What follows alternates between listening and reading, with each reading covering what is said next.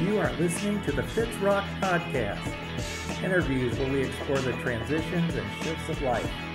Here are your hosts, Keith Rock and Don Fitzsimmons. Hey, today we meet with Darla Bailey, an amazing person that I have met through Heart Connection. Darla, tell us something about yourself. Give us an idea who you are. Who I am? Well, that's ever evolving because I keep learning things, but I am a mother of two. My babies are 25 and 27, so I think that doesn't make them babies any longer, but they're off in the world doing exactly as what they should be doing, and I get to follow my heart now. Tell us about that. Like, you get to follow your heart now. Well, I have...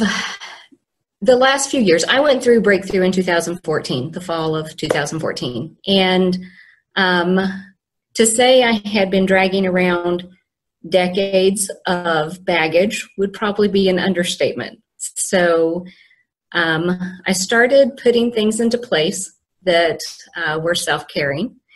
And to follow my heart now means basically what Heart Connections is about, the living wholehearted, authentic life. But for me, that has entailed a lot of counseling and a lot of studies and just figuring out how not to drag the baggage around any longer. I would be curious to know how you would compare your life now with before. Differences, similarities, anything like that. Oh, differences are tremendous. One of the things that I had to do a lot of studies about and learn was about how deep codependency ruled my life. I think most people don't know a true definition of codependency because they believe it is about drug addict alcoholics. I believe it is so much more and infiltrates our lives in many ways.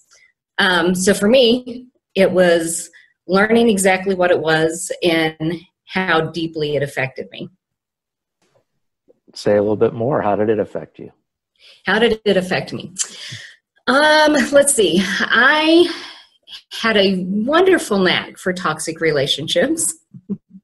I repeated behaviors of caring about other people's emotional well-being more than my own. I often would say in relationships, I can withstand that, until one day my counselor said, yeah, but why are you? Very good question. And one of the things that I had to come and realize is my relationship with endings was very toxic and dysfunctional. I viewed every ending of every relationship or task or anything that if it wasn't finished, it was a failure. And now I realize that sometimes the ending is the healthiest part. It's awesome. What was going on in your mind, or in your heart during this transition? Like, what motivated you to do it? A lot of us, we live our lives and never even address these things. This is true. I was looking at being divorced again, and for many times, many months and even year or two, that those words, divorced again, brought deep shame, failure. And I didn't realize till later the only failure would have been staying because it wasn't my responsibility to fix. I was responsible for my part, but not anybody else's. So it was a deep hurt of betrayal, but it became the catalyst for me choosing to finally dig deep. Kind of you hit bottom a little bit. Yeah, it had to hurt bad enough to go, I don't want to do this any longer. Keith, sorry, I think I cut you off. No, you're good. I was just going to ask, do you want to give us a snapshot of what life was growing up for you? Yeah, sure. Snapshot of my life would have been a very abusive father, and me taking care of most of my family. I always thought and felt like I brought my mother up as well as my siblings. And now I understand the position she was in, but at a young age I didn't understand that. And I just fixed everything for everybody so that we kept the peace. So it infiltrated truly every relationship I've had. And I didn't realize the depths until I started digging and seeing all the yuck. And the yuck had to be bad enough for me to decide not to repeat the patterns. So easy to change? No, not easy to change. Lots of counseling, lots of in-depth studies, some through my church, some through Celebrate Recovery. I did a step study for a year through them, devoted strictly to codependency. And just outside studies too. I truly have filled my life with that in the last 3 years. And the changes are beautiful. For me, the catalyst that kind of started opening the door was breakthrough that I went through. I think a lot of people look through breakthrough as they've arrived and that's the answer. And for me, it was simply the beginning. And for those of you listening who aren't familiar with breakthrough, it is an experiential, hardcore kind of seminar designed to help you confront your shame and to get a little bit of a boot to make your life kind of what you want it to be. Is that a fair description, Keith? Yes, absolutely. And I've seen that in you, Darla.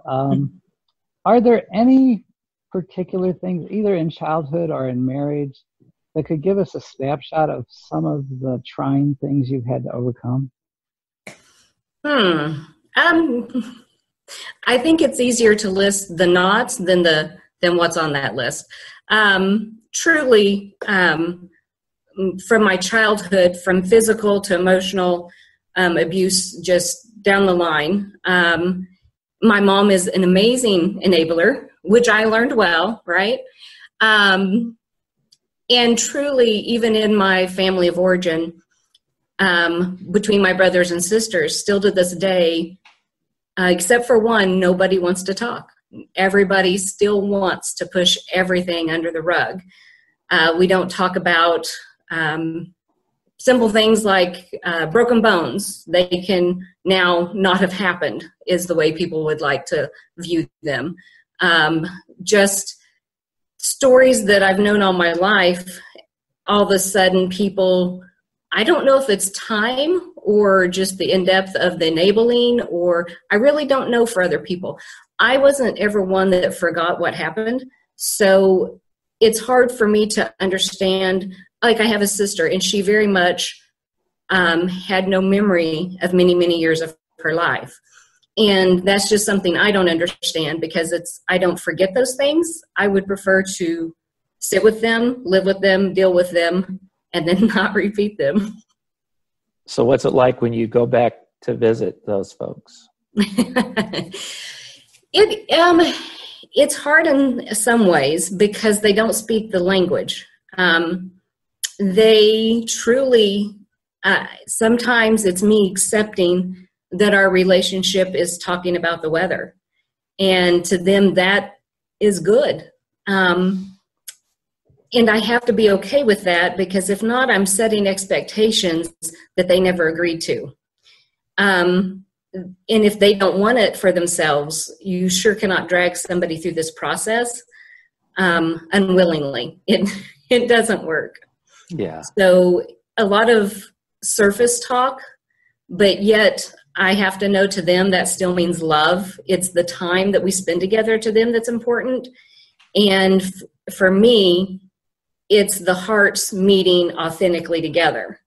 So I have to change in some ways of not setting those expectations, because I will be disappointed, most likely. Yeah.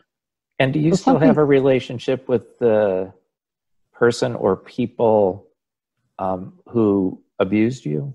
No, not at all. The likely answer is my father. is dead. I don't know that for certain. I quit talking with him a long time before, well, not a long time, but before his disappearance. So I sat down with him when I was pregnant with my first child, because I knew that my children would never be safe with him. And I really just wanted a face-to-face, eye-to-eye kind of conversation with him to say, why did you do these things? And I appreciate that he sat down with me. His answers probably sounded legitimate to him. I can't say that they did to me.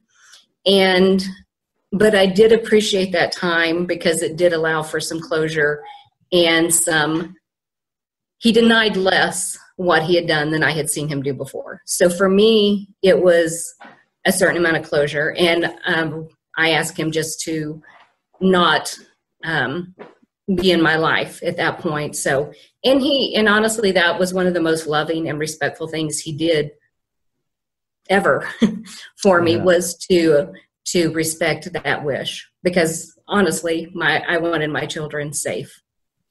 A brave thing you did. That's amazing. Mm-hmm. Keith, I think I stepped on your words again. Oh, no, you're good. I was just going to ask you, so what I know of you, Darla, is that you're just this incredibly giving, caring person. Mm-hmm. But you had mentioned earlier about you've had to learn about endings.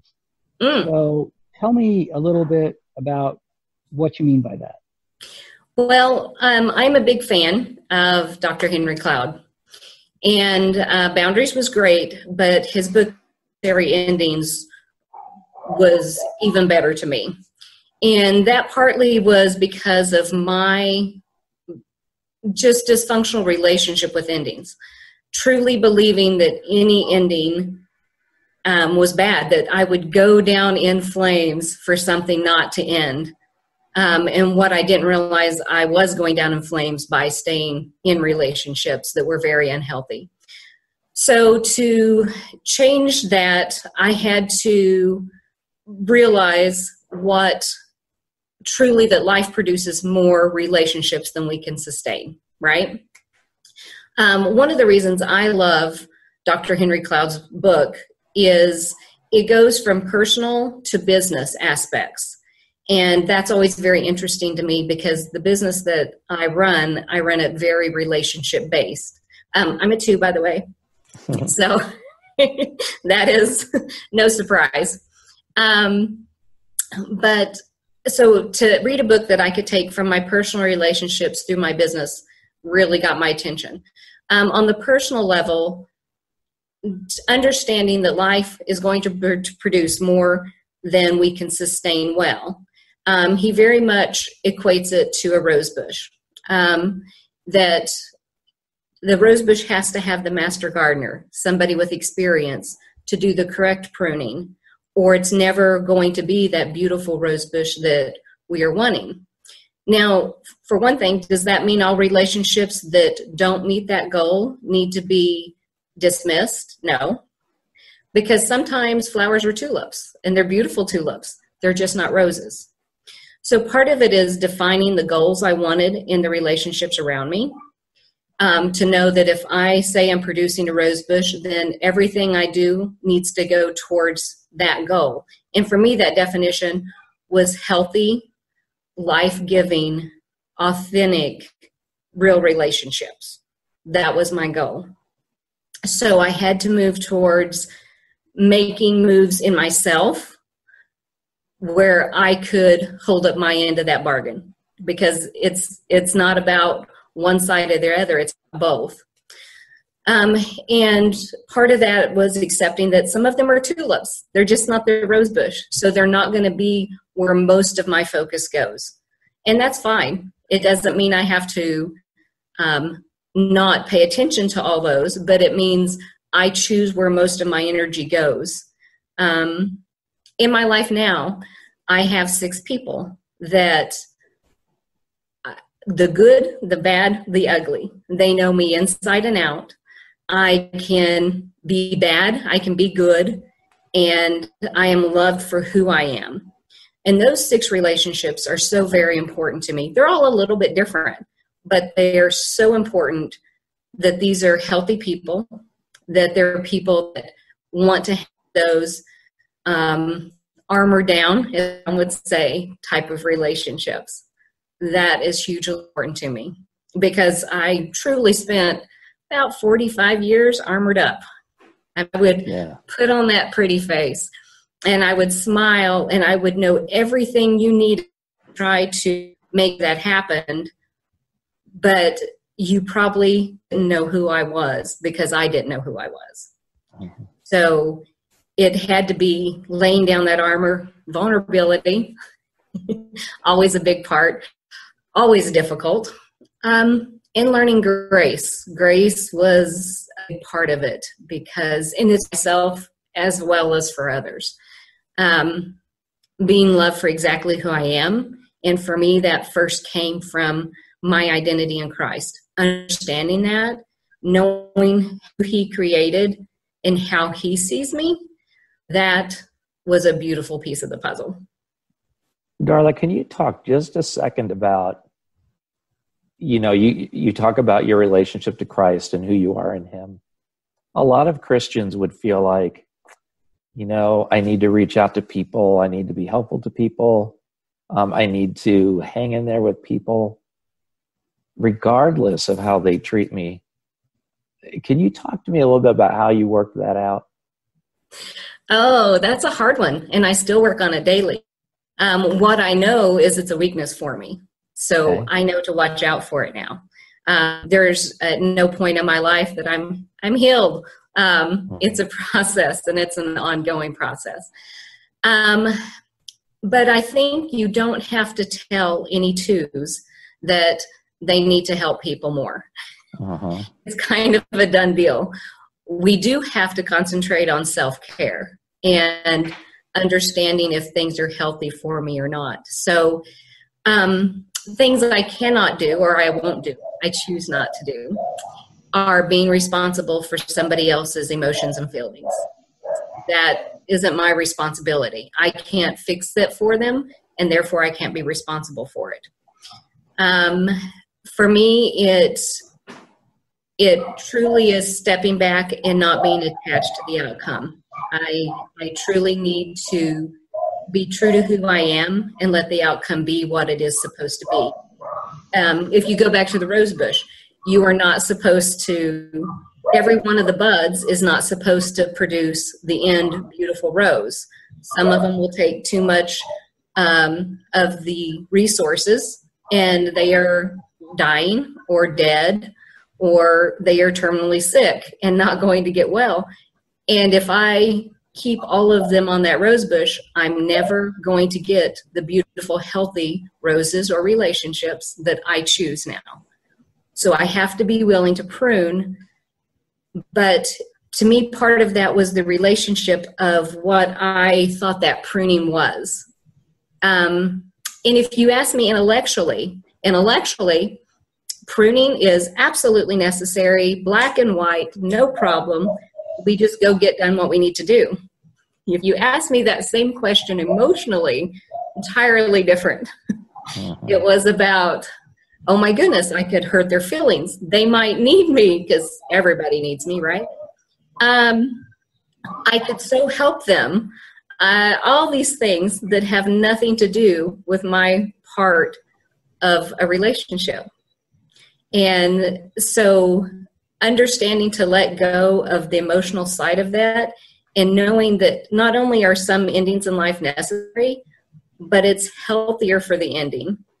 And when you embrace it, for me, I think also our brains do two different things, and Dr. Cloud will mention this. So if we think something is normal and natural, our brain automatically goes to finding resources for that, and it aids us, and it comes alongside of us.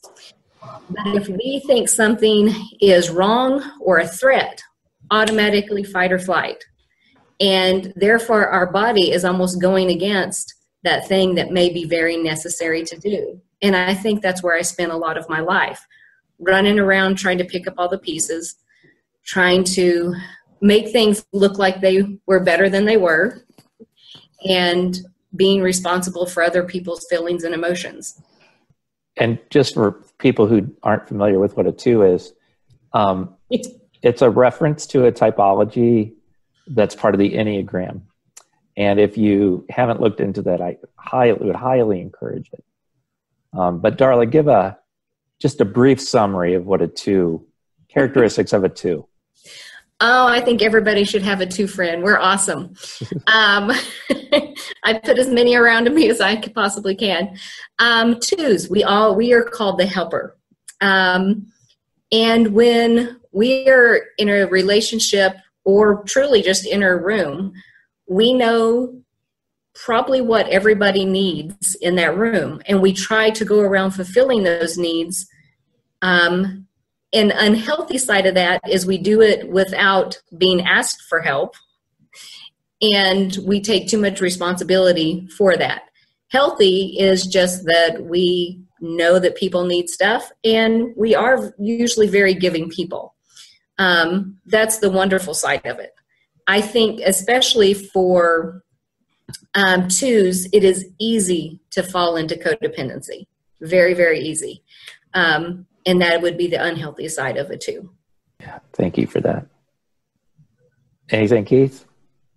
So Darla, so you're a real estate agent, right? I am. Okay, and you're obviously doing well at that. Tell us about like how your life is now, given current circumstances where we're kind of all alone together, and how's all of this affecting your life? The way it affects my life today is I'm very intentional about relationships. The ones I put my time into are ones that give back as much as I give, and that makes it balanced. It's with people who are also living authentically, who they are good and bad, because we're all going to make the mistakes. That's not going to change. But also giving the grace for when each of us makes the mistakes. It's also putting me in positions of leadership now. And I recently had a aha moment, if you will, about the leadership, because I was thrust into one position last fall. And yet every time somebody actually called me the word leader, I cringed on the inside. And we were finishing up BT3 in Springfield recently. And I was thinking that I was realizing something in me was feeling that little cringe, but I wasn't being able to understand necessarily why. And so I thought, well, hey, some of our downtime, maybe I will talk to Dr. Paul, because his insights are always great. And truly all I needed to do was listen. I didn't even need any extra time because it said everything I needed to hear. But part of our exercise was going back to childhood and talking about limiting tapes. And one of the tapes that I realized that has been prevalent in my life is that second place is best. I had a beautiful discussion with Suzanne once about this and tried to talk her into second place is best.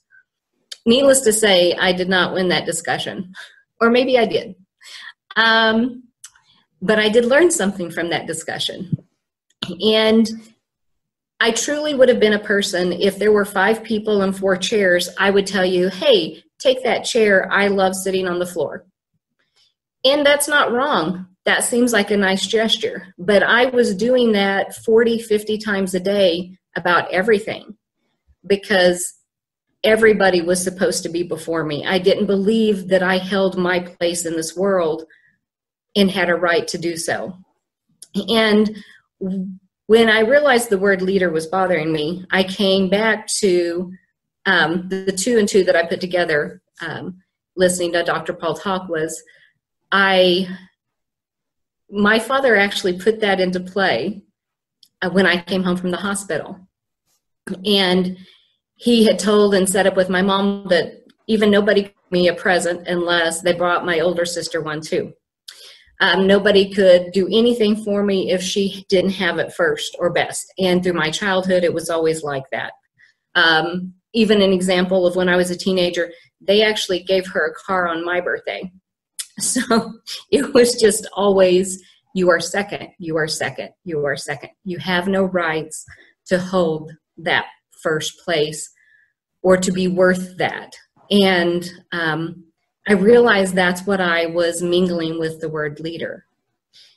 And when you go back and realize that a limiting tape that likely comes from the evil one was put into my life literally day one, and then I have to wonder how much that God wanted to use me for his kingdom in order for that lie to be needed to be put into my life so early.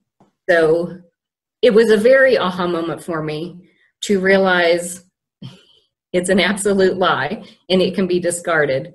And I just have to keep, or I choose to keep moving forward each day in what I believe God wants me to do for myself and for other people. That's awesome, Darla. Are you feeling like, what's the feel for you around the whole thing that's going on in the world right now? How's it for you? And you're in Oklahoma, by the way. I am. I'm close to Tulsa. And if you want to be technical, Tulsa has the only death in Oklahoma thus far. Honestly, I believe our bodies were created to heal. And I believe that there's a lot of fear around this. And although I will be smart and I will be safe, I refuse to let fear rule my life any longer. I will do what's necessary, and I will take care of me. I will take care of my clients and the people I love, but I'm also, I don't like to let fear win. It just doesn't suit me any longer.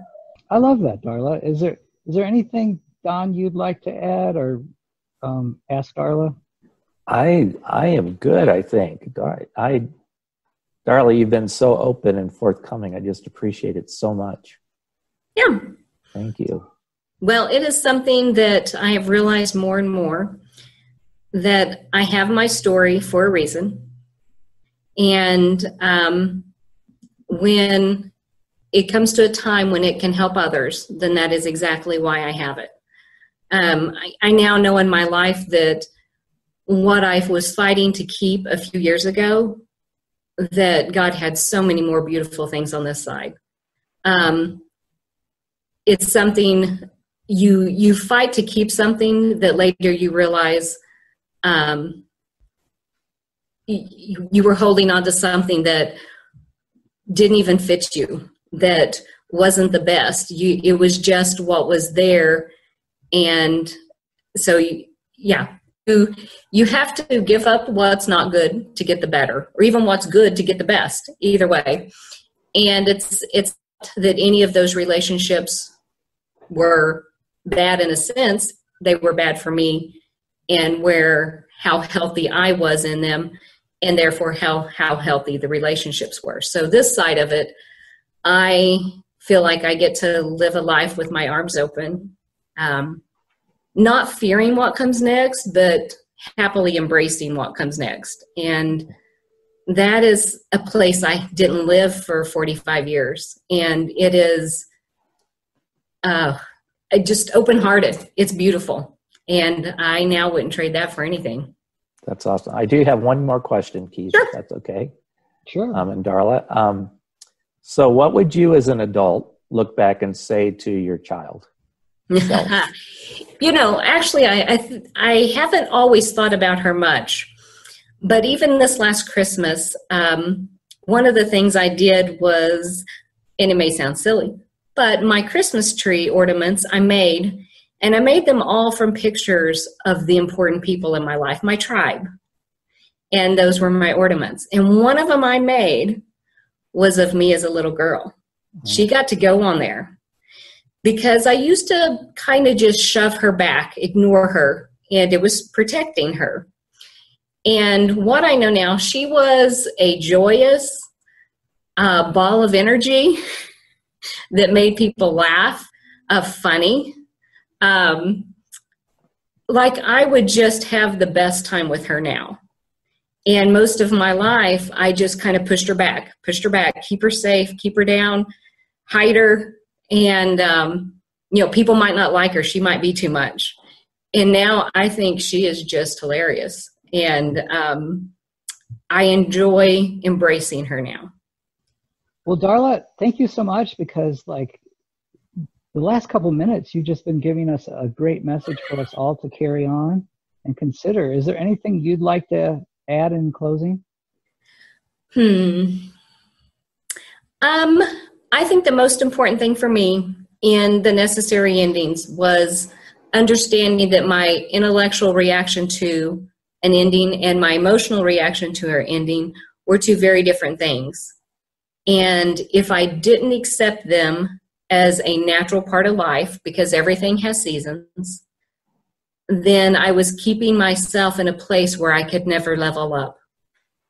And accepting that they are a natural part of life and not something to be feared is a big part of that door opening. Truly amazing. Thank you so much for sharing a part of your life with us. And you are truly amazing, and you are a giver. So thank you so much for giving to us today. Anytime. I quite enjoy the peoples and the hearts that I get to meet, especially through BT. Thanks, Darla. Thanks appreciate a lot, Darla. it. Thanks, Don, too. Thanks, everybody, for listening. Have a great day. Thank you for listening to this episode of the Fitzrock Podcast, part of the Heart Connection Podcast Network. The music you are hearing is Swim with Wild Musical Instruments by You're My Muse. Copyright 2019 and licensed under a Creative Commons Attribution Non-Commercial License. Until next time, have a beautiful life.